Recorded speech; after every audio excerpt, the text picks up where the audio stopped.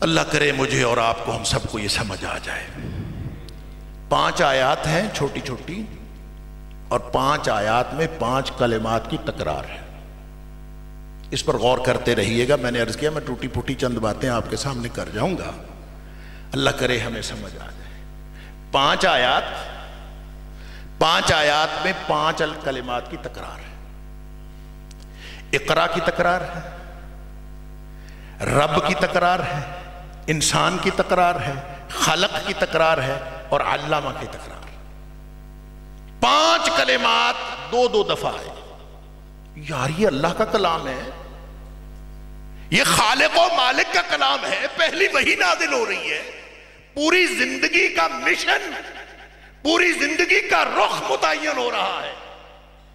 لہٰذا ساری زندگی علم کی ڈیفینیشن ڈھونڈتے رہیے گا، پہلی وحی کے بغیر کوئی علم کی ڈیفینیشن نہیں۔ ان 5 کلمات کو جوڑ لیں، علم کا مفہوم سمجھ میں آ جائے۔ ایک رب ہے، ایک انسان ہے، وہ خالق ہے، یہ عبد ہے۔ یہ پڑھے تو اس سے جڑ جائے تو علم ہے، نہ جڑے تو وہ علم نہیں ہے۔ باقی انفارمیشن ہیں ساری دنیا سے لیتے رہیں، دنیا بھری پڑی ہے۔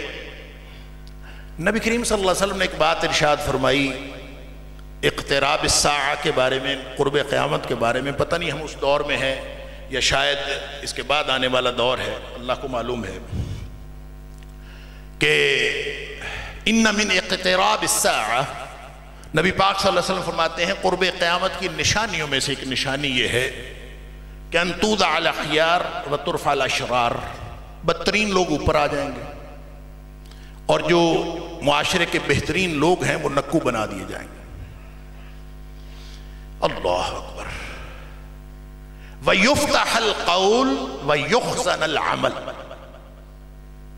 جو باتیں ہیں وہ بہت ہوں گی اور جو عمل ہے وہ سکڑ جائے۔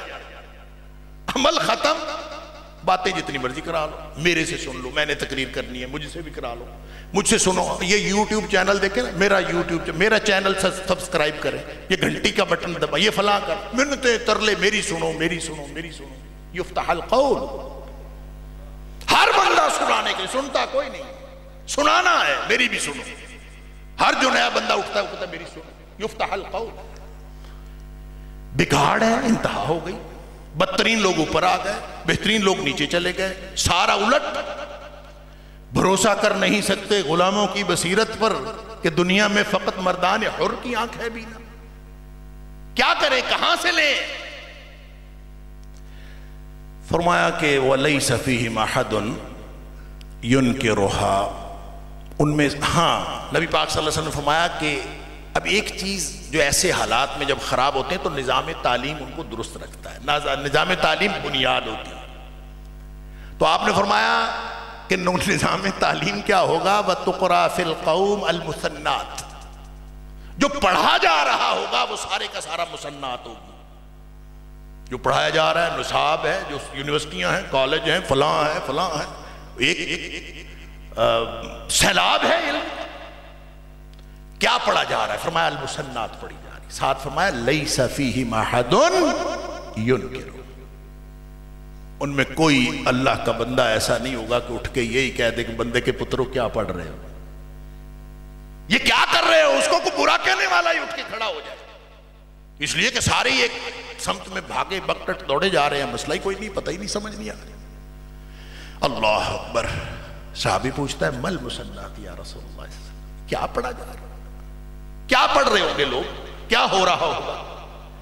فرمایا مسنات وہ ہے التی کتبت سوا کتاب اللہ، ہر وہ چیز جس میں روح قرآن کی نہیں ہے، وہ جو کچھ لکھا اور پڑھا جا رہا ہے وہ سارا کا سارا مسنات۔ ہمارے ساتھ میتھمیٹکس پڑھنے سے کسی نے نہیں روکا، فزکس پڑھنے سے کسی نے نہیں روکا، علوم و فنون پڑھنے سے کسی نے نہیں روکا۔ ظلم یہ ہوا ہے ان سارے علوم میں سے خدا کو اور خدا کے تصور کو اور اللہ کے تصور کو نکال دیا، بس صرف یہ کیا۔ یہ ہے مسنات التی کتبت سوا کتاب اللہ۔ اللہ کے بندو، جو کوئی بچا کھچا علم ہے، اگر کوئی چیز ہے باقی وہ صرف ان کے پاس ہے جو وحی الہی کے ساتھ جڑے ہیں، اور وہ یہ مدارس میں چٹائیوں میں بیٹھنے والے لوگ ہیں۔ علم آپ کے پاس ہے، اور فرق سمجھ لیجئے، میں نے حدیث شروع میں عرض کی تھی کہ ہم اقرا بسم ربک الذی خلق لکھ دیتے ہیں اور ساتھ لکھ دیتے ہیں طلب العلم فریضۃ علی کل مسلم۔ کبھی سوچا ہے اگر پرائمری پاس کرنا بھی فرض ہے، طلب العلم فریضۃ علی کل مسلم، میڈیکل کالج کے اوپر بھی لکھا ہے طلب العلم فریضۃ علی کل مسلم، ہر مسلمان پر میڈیکل کرنا بھی فرض ہو گیا، پرائمری پاس کرنا بھی فرض ہو گیا، میٹرک کرنا بھی فرض ہو گیا، انجینئر بننا بھی فرض ہو گیا، فلسفہ پڑھنا بھی فرض ہو گیا، سارے علوم فرض ہو گئے، تو پھر ہم تو جنت میں نہیں جا سکتے۔ فرض میں کوتاہی ہوگی، ہم تو کر ہی نہیں سکتے۔ وہ کیا تھا فرض؟ ہر شخص سمجھ رہا ہے میں فرض ادا کر رہا ہوں۔ وہ فرض علوم و فنون نہیں ہے، وہ العلم ہے، اور العلم کا مقابلہ دنیا کے علوم سے نہیں ہے۔ العلم کا مقابلہ قرآن نے مقابلہ بتا دیا ہے، مقابلہ یہ ہے وَلَئِنِ اتَّبَعْتَ أَهْوَاءَهُمْ بَعْدَ الَّذِي جَاءَكَ مِنَ الْعِلْمِ۔ ایک نظام تعلیم ہے، پورا سسٹم آف ایجوکیشن ہے جس کی بنیاد خواہشات نفس کی تکمیل، اور ایک وہ علم ہے جو اللہ کریم نے نازل فرمایا ہے، وہ ہے العلم۔ لہذا وحی الہی، اس کے مقاصد، اس کی تکمیل والا علم، اور اس کے مقابلے میں خواہشات نفس کی تکمیل والا علم، اس کا مقابلہ ہے۔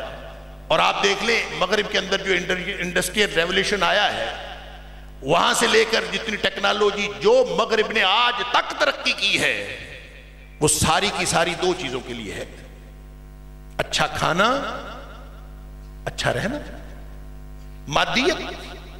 اسی کو اقبال نے کہا تھا، دیار مغرب کے رہنے والوں، خدا کی بستی دکان نہیں ہے، کھرا جسے تم سمجھ رہے ہو وہ ذرے کم عیار ہوگا، تمہاری تہذیب اپنے خنجر سے آپ ہی خودکشی کرے گی، شاخ نازک پہ جو آشیانہ بنے گا ناپائیدار۔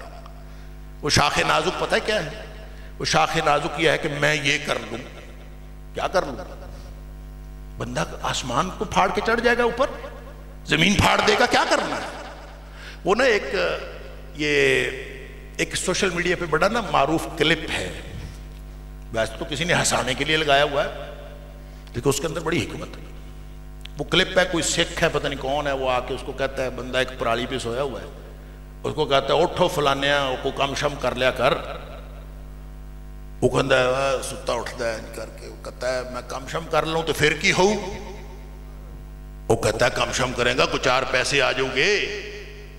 وہ کہتا ہے اچھا آ گئے پیسے پھر کی ہو؟ کہتا ہے پھر کوئی بڑا کاروبار کر لی۔ کہتا ہے کر لیا پھر کی ہو؟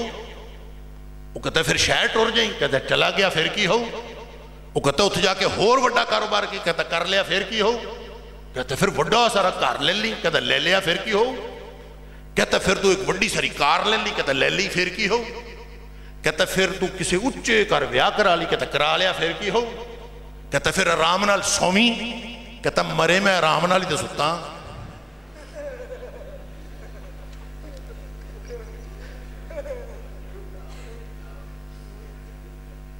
شاخ نازک پہ جو آشیانہ بنے گا ناپائیدار، لذت کیا لے گیا؟ بیزاری ہے، اس کا انتہا بیزاری ہے۔ دنیا میں سب سے زیادہ جس ملک کو میں اور آپ یہاں بیٹھ کے جو ایک فینٹسی جس کو ہم سمجھتے ہیں کہ فلاں ملک، وہ کیا ہے؟ سوئٹزرلینڈ۔ آپ کو پتہ ہے سوئٹزرلینڈ ان ممالک میں سے ہے جہاں خودکشی قانونی طور پر جائز ہے۔ یہ بھی کر لیا پھر کی ہو، یہ بھی کر لیا پھر کی ہو، یہ بھی کر لیا پھر کی ہو، پھر مر جاؤ خودکشی کر۔ شاخ نازک پہ جو آشیانہ بنے، رخ ٹھیک کر لیں اپنا، اور وہ رخ کیا ہے؟ وہ اقرا نہیں ہے، وہ اقرا بسم ربک الذی خلق ہے، وہ اقرا نہیں، وہ اقرا بسم ربک الذی خلق۔ اللہ اکبر۔ اور یہ اگر وَلَئِنِ اتَّبَعْتَ أَهْوَاءَهُمْ بَعْدَ الَّذِي جَاءَكَ مِنَ الْعِلْمِ، اگر آپ نے خواہشات نفس کی تکمیل والا علم اس کو مقابلے میں لے آئے وحی الہی کی تکمیل والے علم کے، مَا لَكَ مِنَ اللَّهِ مِنْ وَلِيٍّ وَلَا نَصِيرٍ، اللہ کی طرف سے تیرا کوئی مددگار نہیں ہوگا، کوئی کارساز۔ دوسری جگہ فرمایا إِنَّكَ إِذًا لَّمِنَ الظَّالِمِينَ، تو ظالموں میں سے ہو جائے گا اگر یہ کام۔ لہٰذا اپنا رخ ٹھیک کر لیں، ڈگریاں کوئی حیثیت نہیں رکھتی، وحی الہی کے مقاصد کی تکمیل یہ اہمیت رکھتی ہے۔ اللہ تعالیٰ مجھے اور آپ کو، ہم سب کو اس رخ پر چلنے کی توفیق عطا فرمائے۔